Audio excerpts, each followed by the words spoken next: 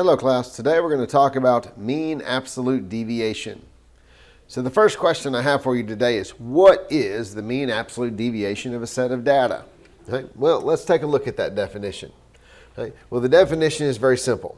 The mean absolute deviation, or MAD, of a set of data is the average distance between each data value, that's the data points that we have, and the mean. So we need to make sure that we understand what mean is. Mean is nothing but an average. So how do we find the mean of a set of data? We take all the data points, we add them together, and divide by the however many data points we have. We also need to understand that mean absolute deviation is just a way to describe what we call variation in a data set. How close together or how far apart the data points are. That's all it amounts to. Okay? So let's see if we can do that. There are 3 steps to finding mean absolute deviation. The first step is to find the mean, or the average of a set of data. So that means that we take all the data points, we add them together, and divide by how many data points we have. The second step is we need to find the deviations. In other words, we subtract each data value, or each number, and the mean.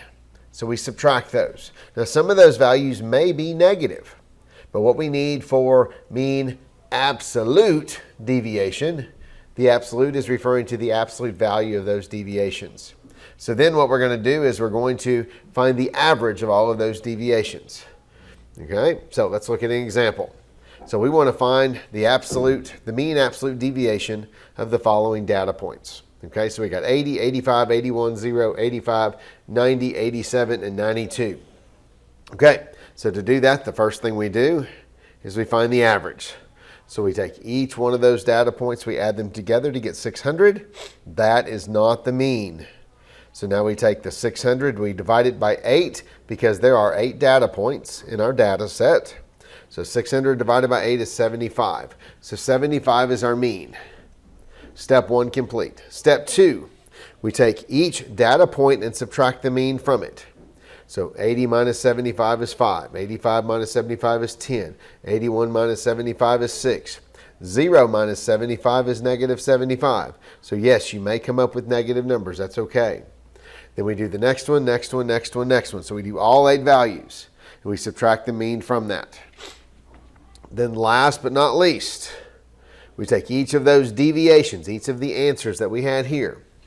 We add those together, but we need to make sure that we use the positive version, because absolute value means I need the positive distance away from the mean. So the 5, 10, 6, 75, 10, 15, 12, 17, we add those together to get 170 or 150. And then we divide that again by 8 because there were 8 data points. We end up with 18.75. So what you find out is that the bigger this number, the bigger the mean absolute deviation, the worse your data is. Okay, now there's one data point in this data that causes it to be skewed, shall we say. And that's this 0 right here. It pulls it one way. Okay, so our data is skewed. Okay, now if I were to throw that 0 out and then just do the mean absolute deviation of the other 7 numbers, this number would go way down. Okay, so let's see if we can actually do one as an example. So here we go. Okay, so the first thing we're going to do in our data forms that we have is that we're going to write down our data. So we're going to write down 10, 7, 13, 10, and 8. Now we're going to take all those numbers, we're going to add them up. So you take your calculator, you add these numbers up. Okay, and when you add that up, you end up with 48. That was correct. Then we take this value and we divide it by, in this case, 5. We divide by 5. Okay, when you divide that by 5, you get a mean of 9.6. So we're going to compare each one of these data values with 9.6. So we're going to take 10 and subtract 9.6 from it. Okay, so 10 take away 9.6 is 0.4. 7 take away 9.6 is negative 2.6. 13 minus 9.6 is 3.4. 10 minus 9.6 again is 0.4. And then 8 minus 9.6 is negative 1.6. So here is the differences between the data value and the mean. Okay, now what we want to do is we want to take the absolute value of each one of those. So the absolute value of 0.4 is still 0.4, but the absolute value of negative 2.6 is just 2.6. And then 3.4, and then 0.4, and then 1.6. And now what we want to do is we want to add these numbers together to come up with a sum. And if you add those numbers together, you end up with 8.4. Now, anytime you see the count, what that's referring to is how many data values did you have originally. We have 5 data values. So you take the 8.4, you divide it by 5, and you find out that the mean absolute deviation is 1.68. Okay, now, since that number is so small, that tells us that our data values are fairly close together. Okay, fairly close together. All right?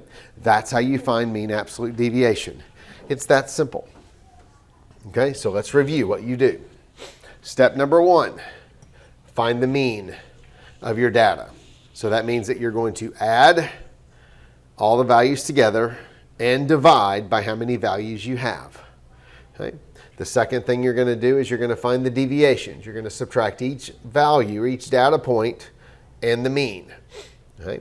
Some of those values may be negative. That's okay. Okay?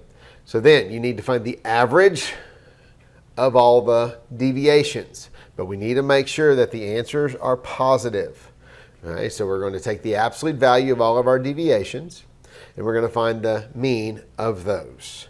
And that's how you find mean absolute deviation.